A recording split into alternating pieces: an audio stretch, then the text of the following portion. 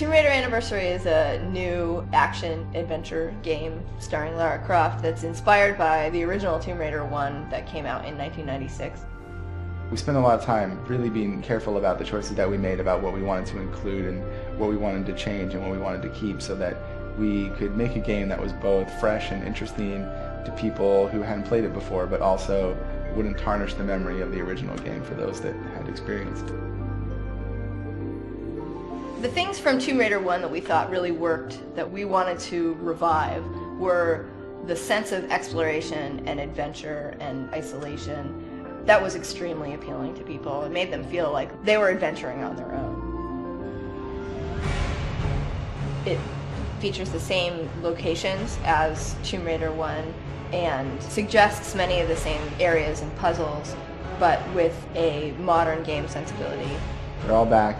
We've sort of gone through and given them huge polishing from what obviously existed in Tomb Raider 1. Our environments are incredible. If you compare the environments in Legend to the environments in Anniversary, you can see a huge sort of step up graphically and visually. The wolves, the bears, the bats, they're all back. Bigger, badder, scarier. We really tried to focus the game on Lara and make it about her action and to let the player be driving Lara. I think for fans that enjoyed the gameplay in Legend and are looking for more experience along those lines, I think it's definitely something that they're going to enjoy.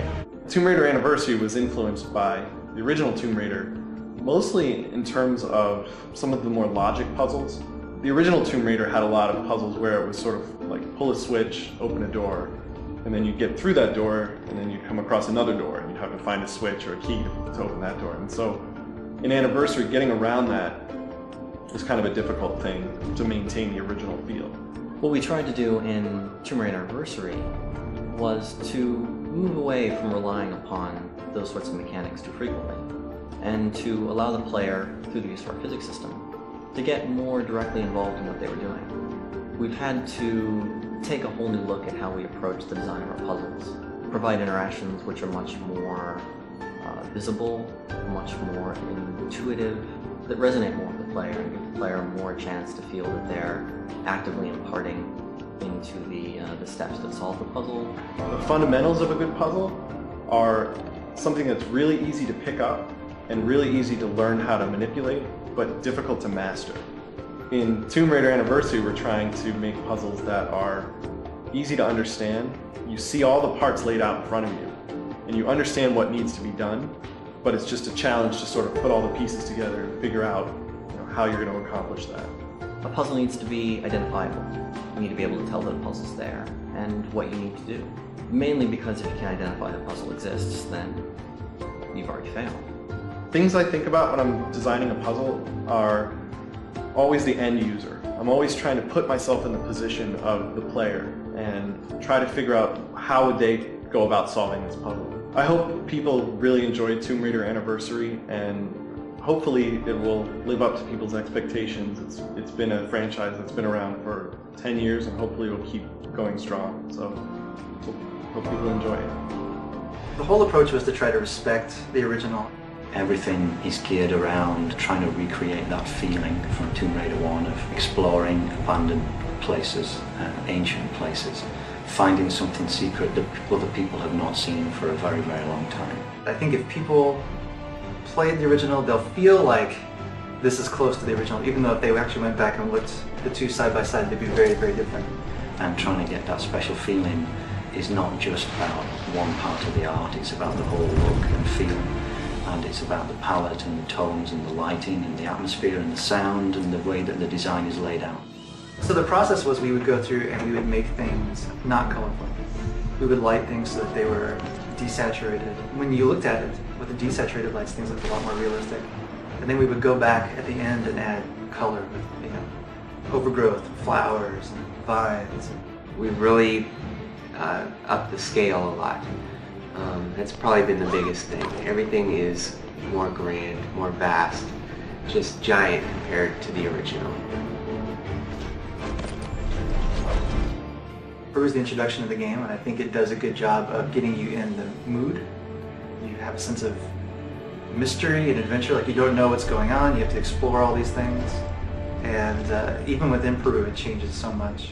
So it goes from a very snow-covered landscape to a more lush, green environment, and then into a dusty temple. Greece in particular, we went for a cool, dark, underground feeling because it's the whole fiction of that level is that it's hidden in the mountain. And then Egypt, we tried to go for the hot, glaring sun, contrasting with the coolness of ancient hidden temples. A lot of areas start out very sort of murky, get bright as you go up. There's a lot of areas where we wanted things to be really mysterious, so towards the end of Egypt things get really sort of dark and mysterious, and then they get bright at the end. And then Atlantis is volcano, hot, fantasy, and it's completely different to the other three settings. So it's a nice way to round off the game.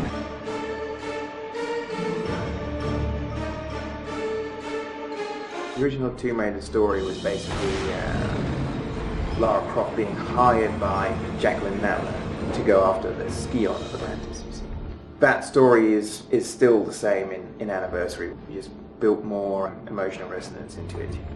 Basically in Tomb Raider 1, we just had to tell a story as quickly and efficiently as possible. So there was no real time for anything that's actually important in storytelling. Things like motivation and how do they really react to each other, what effects do they have on each other, and all of these sorts of things we just didn't have time to explore. So in Anniversary it was very much going into the whys.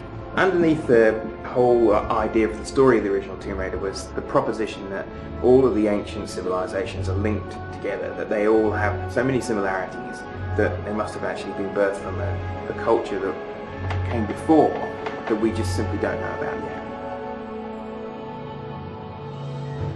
Lara Croft was originally designed to be just this extraordinarily steely, frightening woman who was just capable of doing anything in order to achieve her goals, basically an unstoppable force. And then I wanted that kind of madness to be sort of contained behind a facade of this extremely proper Britishness.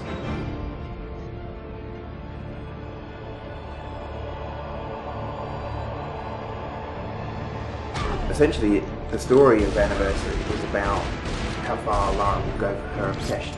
What makes Lara different in Anniversary from Tomb Raider 1 is that she actually has somewhat more to her. Now she's hard and she's driven because she has a purpose in life. There's been a real effort to be as careful as possible with it and as respectful as possible with the original. And still improve on it as much as possible.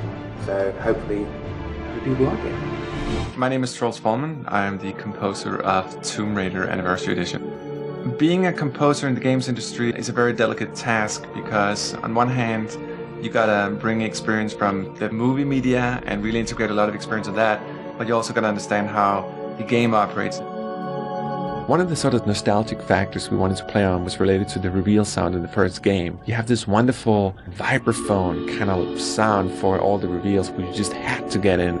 The original goal was to go back, listen to the original music, being faithful to the original soundtrack, but still evolve it.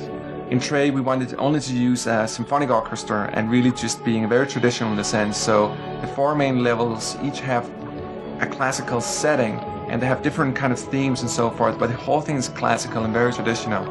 You have the whole symphonic orchestra. You got strings, you got brass, you got woodwinds, you got percussion, you got choirs, which is sort of the typical setting for doing these type of scores. I think more importantly, it's not so much about the instrumentation, but what you can really expect to hear is the themes. We got all the thematic material from the original games. The choirs are back, even though I've modified them somehow. I think some of the music in Egypt had an interest to me. There's a sort of typical way you score Egyptian music, and it's not really Egyptian, it's Persian. People don't know that, but there's certain scales you use in Persia. Another thing that was really important was for the cinematics. All the cinematics are very sort of in a classical, typical orchestrated sense. In Legend I used way many different things, combined them electronica, like jazz and weird kind of stuff. But this one is super classical, all the cinematics are just completely orchestral, like the game as a whole.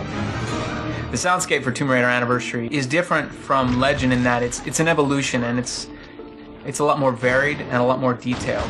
The goal in creating the audio environment was really to try and sell the area where you were. Different games have different themes and different tones. For Tomb Raider, we wanted really an epic, adventurous feel.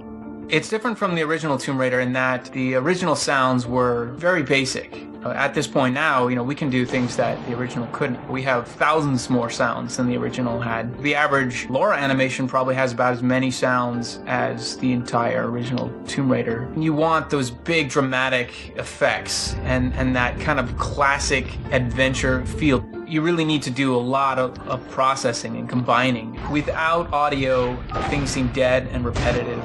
All you're doing is seeing a location, and hearing it puts you in there and makes it more believable.